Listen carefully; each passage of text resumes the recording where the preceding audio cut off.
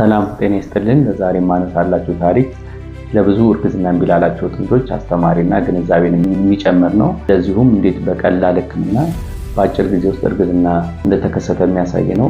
እስከ መጨረሻው ተከታተሉን። እኔ ዶክተር ምንተስኖት ማህተመ ስላሴ የመካንነት ሕክምና ሰብ ስፔሻሊስት ከኔውሊት የመካንነት ሕክምና ማዕከል። የዛሬ ባለ ታሪክ ጥንዶች ለ4 ዓመት በትዳር ይቆያሉ። በተለያየ ሀገር ነው የሚኖሩት።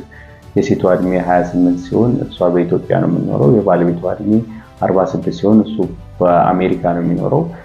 በአመት ለ1 ወር ወይም ለ2 ወር ለ4 ተከታታይ ዓመታት ሙከራ ቢያደርጉም እርግዝና ሊከሰት አልቻለም። በመጨረሻ ወደኛ ይመጣሉ። በሁለቱም በኩል ምርመራ እናደርጋለን። በወንድ የዘር ፈሳሽ ምርመራ የወንድ የዘር ፈሳሽ ቁጥሩ፣ እንቅስቃሴውና ቅርጹ ላይ ምንም ችግር አልተገኘም። በሴቷም በኩል በተደረገ በማህፀን በሚገባ አልትራሳውንድ ማህፀኗ ላይ ጠባሳ፣ ኪንታሮት ወይም እጢ፣ ሌሎች ችግሮች አልተገኙም። ንጹህ ነበረ። የእንቁላል መጠኗን ለማየት አንትራል ፎሊክል ካውንት የሚባል አለ።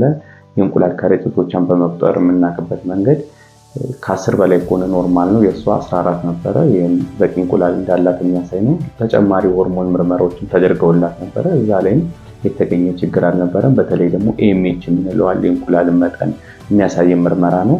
ከ2 በላይ ከሆነ ኖርማል ነው። የእሷ 3.5 ነው። ይህም በድጋሚ የእንቁላል መጠኗ ጥሩ እንደሆነ የሚያሳየን ነበረ።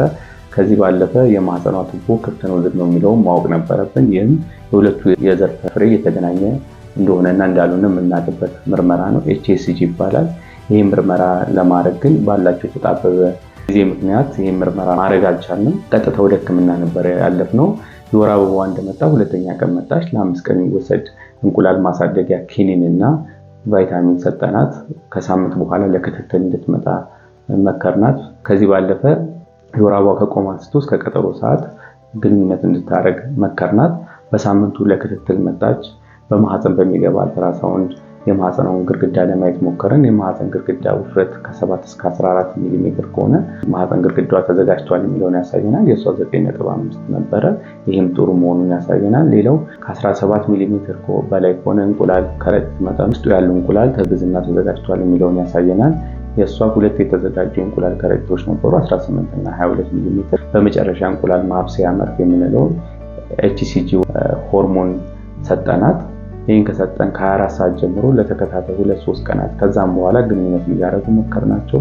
ይህም ባረጉ ከ2 ሳምንት በኋላ በደንብ በተደረገ የእርግዝና ምርመራ ከ4 ዓመት የእርግዝና ሙከራ በኋላ 1 ወር በተደረገ ሕክምና ማርገዟን አረጋገጥን። ከ2 ሳምንት በኋላ በድጋሚ በአልትራሳውንድ የፅንስ የልብ ምት አየም ማለት ነው። እንግዲህ እነዚህ ጥንዶች እንዲያረግዙ የረዳቸው 4 ዋና ዋና ምክንያቶች አሉ ብለን እናስባለን። የመጀመሪያው የሰጠናቸው እንቁላል ማሳደጊያ ኪኒን ነው። ይህም ከ1 በላይ እንቁላል እንዲያድግ በማድረግ የማርገዝ እድሏን አስፍቶታል። ሁለተኛው የተደረገው የህክምና ክትትል ነው። ይሄ በጣም ጠቃሚ ነው። ብዙ ክትትል ማድረጉ ምንድነው ጥቅሙ? ማህፀን ግድግዳ መዘጋጀቱን፣ የእንቁላል ከረጢት መድረሱን እና በየትኛው ሰዓት ግንኙነት ቢደረግ የማርገዝ እድል ይጨምራል የሚለውን ያሳየናል። ከዚህ በተጨማሪ ደግሞ እንቁላል ማብሰያ መርፌ በትክክለኛው ሰዓት አለበት። ያለበለዚያ ግን ቀድመን እንቁላሉ ሳይደርስ ከሰጠን እንቁላሉ እንዳያድግ ሊያድግ ይችላል።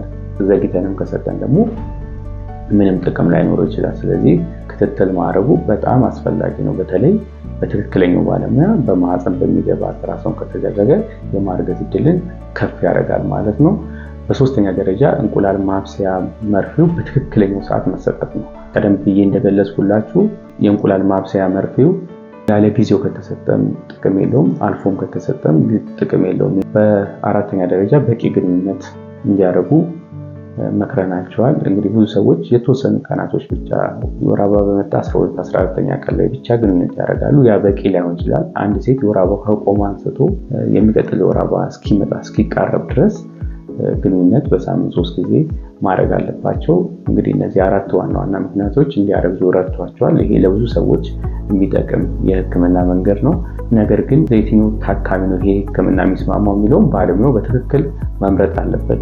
በተለይ የሴቷ እድሜ በተለይ 15 ዓመት በታች ከሆነ፣ የእንቁላሏ መጠን ጥሩ ከሆነ፣ ማህፀኗ ላይ የጎላ ችግር ከሌለ፣ የማህፀኗ ቱቦ ክፍት ከሆነ፣ የወንድ የዘር ፈሳሽ ላይ ችግር ከሌለ፣ የእርግዝና ሙከራ ለአጭር ወራት ካረጉ፣ በተለይ ከ1 ዓመት ያነሰ ጊዜ ካረጉ የዚህ ህክምና የመስራት አቅም ከፍ ያለ ነው። በአንድ ጊዜ ካልተሳካ 2ኛም ዙር 3ኛም ዙር ከዛም በላይ መሞከር ይቻላል ማለት ነው። በዚህ ደግሞ ህክምና መንገድ ካልተሳካ ሌሎች የህክምና አማራጮች ኢንትራዩተራይን ኢንሰሚኔሽን፣ አይቪኤፍ የሚባሉ ህክምናዎች መደረግ ይችላሉ። በነገራችን ላይ እነዚህ ታካሚዎች ይሄ ዙር ካልተሳካ በሚል የወንድ ዘር ፈሳሽ አስቀምጦ ነው የሄደው። ይህም ማለት ምንድነው? አንድ የወንድ ዘር ፈሳሽ የተሰጠ በላቦራቶሪ ውስጥ አቀዝቅዞ ማስቀመጥ ይቻላል። ይህም ለወራት ለአመታት መጠቀም ይቻላል። እሱ እንኳን ባይኖር እሷ መታ ክትትል አድርጋ እንቁላሎቿ የሚፈለጉ ደረጃ ሲደርሱ በቴክኖሎጂ ማገናኘት ወይም የወንድ ዘር ፈሳሽን ወደ ማህፀን በመመለስ ህክምና ማድረግ ይቻላል ማለት ነው። እንግዲህ ለዛሬ የነበረን ቪዲዮ ይህን ይመስላል። በሌላ አስተማሪ ቪዲዮ እስክንገናኝ ሰላም ቆዩ።